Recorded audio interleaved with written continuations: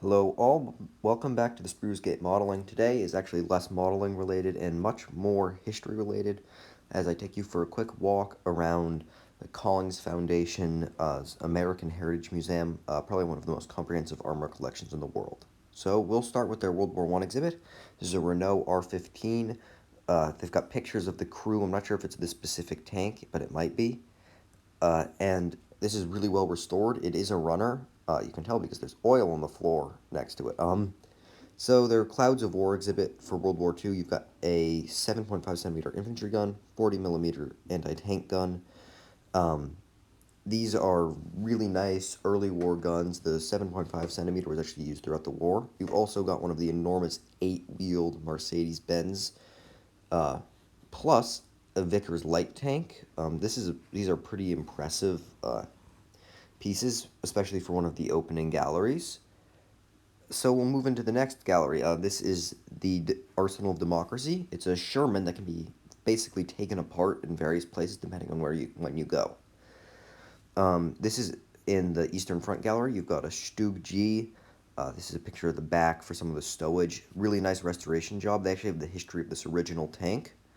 Um, this is a Kettenkrad and a Pak 36 3.7 centimeter with style granat. So this, and they've also, of course, got the T-34 and a 120 millimeter mortar. This is the Russian version. They also have a Sunderkraftzeug 251D and, of course, a Nebelwerfer. These are all really well restored. They've also got a Maxim machine gun as well as a Pack 41, I want to say. This is a better picture of the T-34.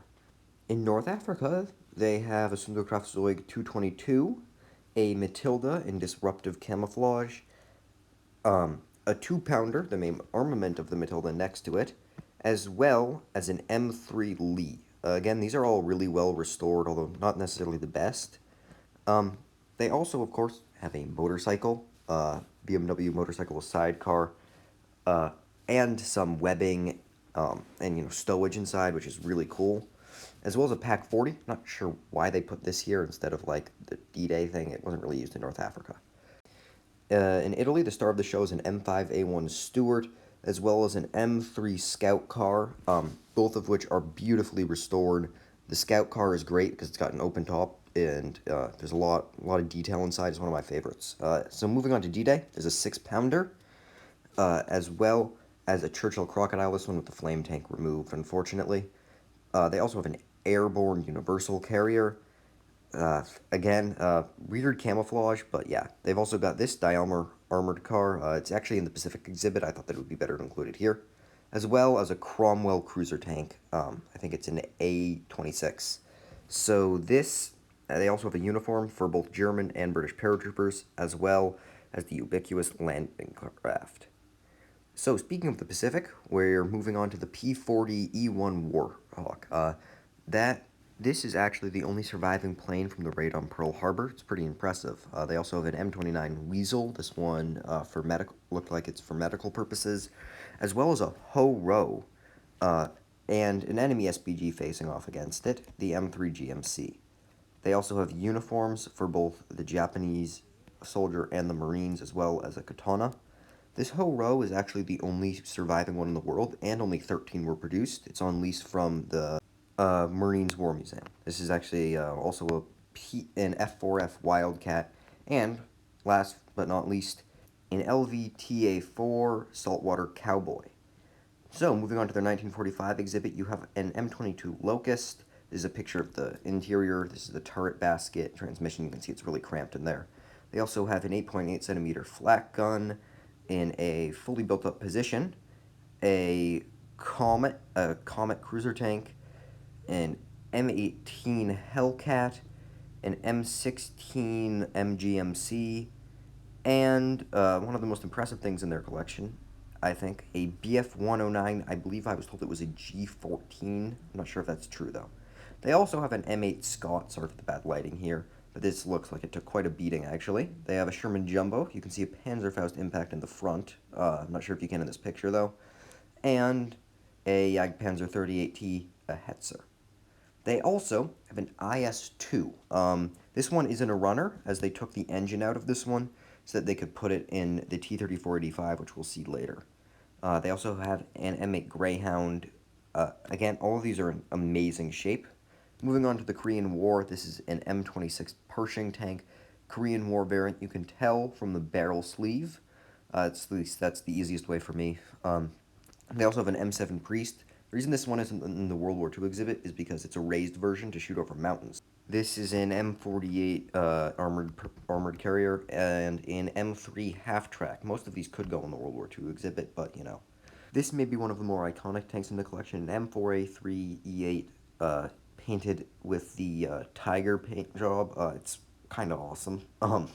And in Vietnam, they have an M41 Walker Bulldog, as well as an M48 Patton with other gun breech. This one is Better Living Through Canister.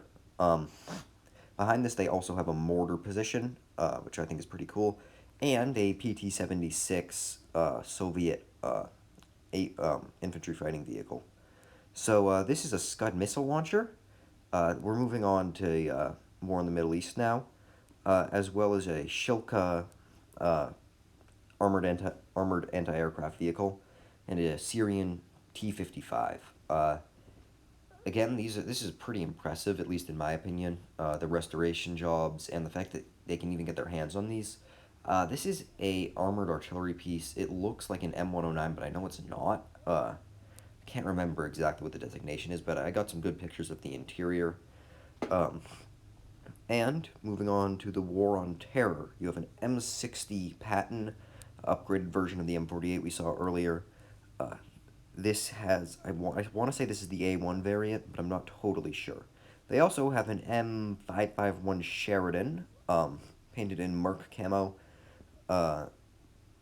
This is a pretty cool tank, just looks different than the rest of them, as well as a up-armored Humvee, and one of the pride and joys of their collection, the M1A1HC Spawn. This HC variant was actually, the turret was replaced with a standard A1 variant, just because they could recycle the turret. This is also on lease from the Marine War Museum. So, last released is the T-34, part of the Clash of Steel exhibit. This is a T-3485. It does run. They took the engine out of the IS-2 for it. And the pride and joy of their collection, Panther 501, the only Panther egg on exhibit in North America and probably one of the best restored tanks in the world. It's really amazing. So, thank you very much for watching. This is one of the most impressive armor collections in the world, and I really encourage you to visit it someday. Yeah, thanks for watching.